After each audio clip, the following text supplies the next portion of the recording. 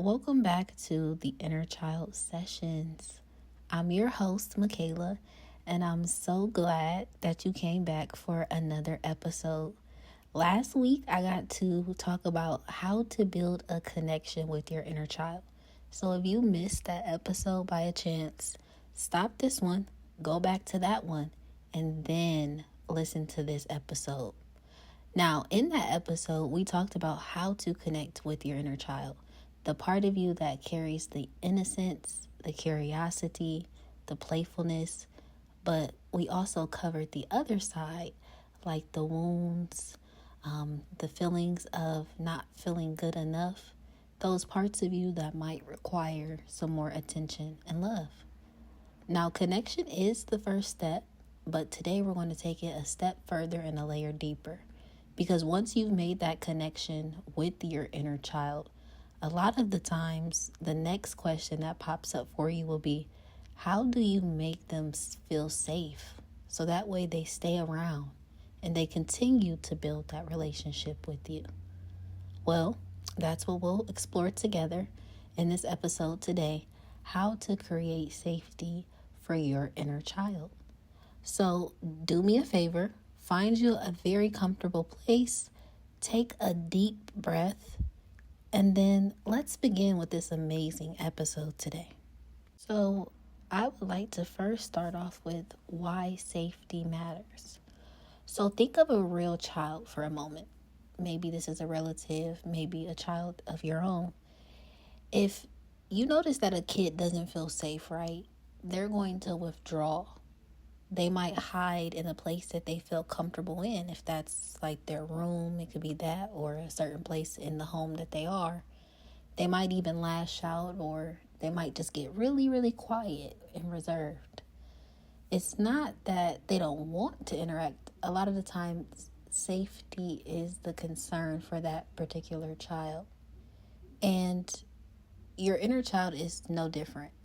When safety isn't there, you might notice some patterns like shutting down when conflict comes up. Another one is avoiding intimacy. And one that a lot of my clients bring to our sessions is reacting strongly to small situations. So it can be a very small situation, but it is definitely a trigger for that person that they don't realize. And so the situation is essentially blown out of proportion. So today I want to give you 3 different ways to create safety for your inner child, because you're building this relationship with them. We want them to stay. We want you to have that connection so that way you can maximize your efforts when it comes to healing. This is a very important mission when it comes to recognizing and bringing acknowledgement to ourselves. We have to slow down, first of all. That's one of my key pieces of advice. We run, and we sometimes get stuck in our routines and, in the things that we do on a day-to-day basis. But it's not often or frequently that we just stop and we check in with ourselves first. So let me get into these 3 ways that you can create this safety for your inner child. The first one is going to be soothing the body. So safety begins in the body. One of the simplest ways that you can do here is place your hand on your heart. Take a slow breath in and exhale gently. While you do this, quietly say, I am here with you. I'm not going anywhere. That moment of grounding sends a signal to your nervous system and to your inner child that they aren't alone and they don't have to brace for any danger, because where you are is a safe space. And sometimes our body doesn't recognize that. So this is a really, really easy and practical way for you to, 1, like I said, slow down. And then 2, give your body that signal that it's okay and that you're safe.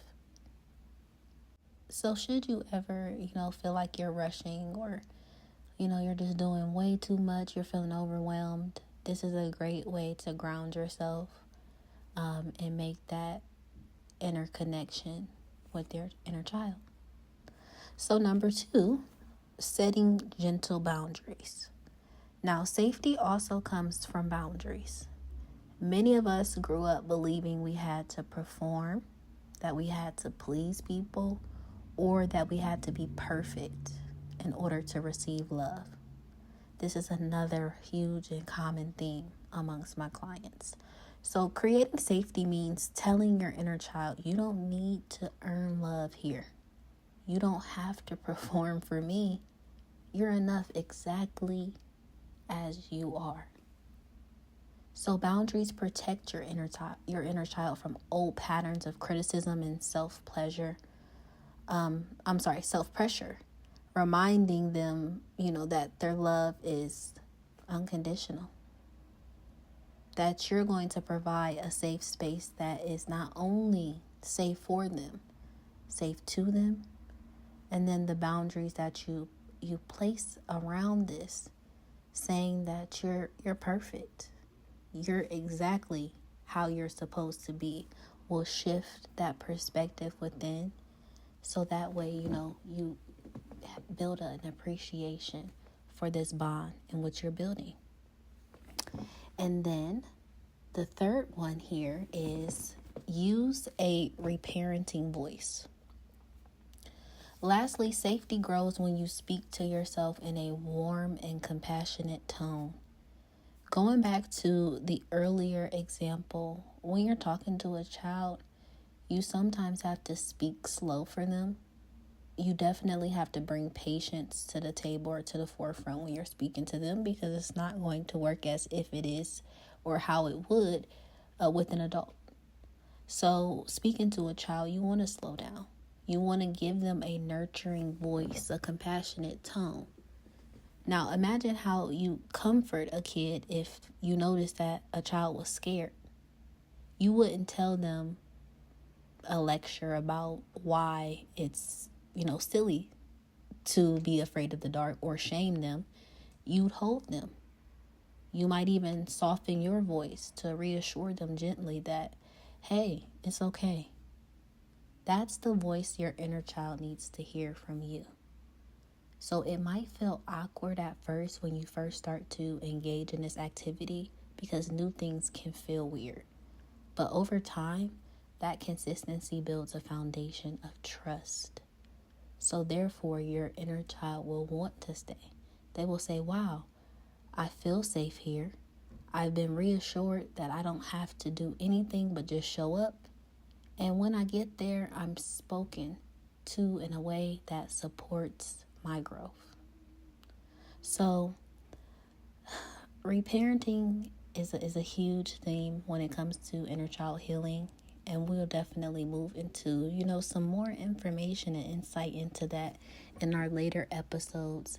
But I want to go ahead and get started on our short guided mini practice today.